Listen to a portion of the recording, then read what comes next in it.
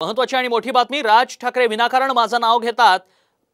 शरद पवारांनी राज ठाकरेंना प्रत्युत्तर दिलंय। माझा काहीही संबंध नसताना राज ठाकरे विनाकारण माझं नाव घेतायत असा निशाणा शरद पवारांनी राज ठाकरेंवर साधल्याचं पाहायला मिळालंय। राज ठाकरेंनी 2-3 वेळा माझं नाव का घेतलं हे मला माहित नाही, मात्र मी या मार्गाने जात नाही असा टोला पवारांनी राज ठाकरेंना आता लगावलाय।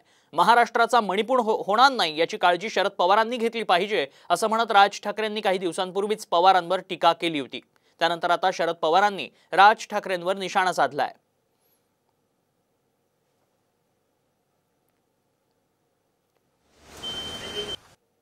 नाही, मला असं वाटतं शरद पवार साहेबांनी याला हातभार लावू नये। कळलं का? महाराष्ट्राचा मणिपूर होणार नाही याची काळजी मला असं वाटतं शरद पवार साहेबांनी घेतली पाहिजे। त्यांचं आजपर्यंतचं राजकारण पाहता त्यांना हवंय का नकोय मणिपूर झालेलं? ठाकरेंनी 2-3दा माझं नाव का घेतलं मला कळलेलं नाही, कारण मी या रस्त्याने कधी जात नाही। मला महाराष्ट्रात थोडासा ओळखतो आणि माझा काही फालतूगिरी अशी नाही आहे आणि मी कधी आग्रह केलेला नाही आणि करणार नाही।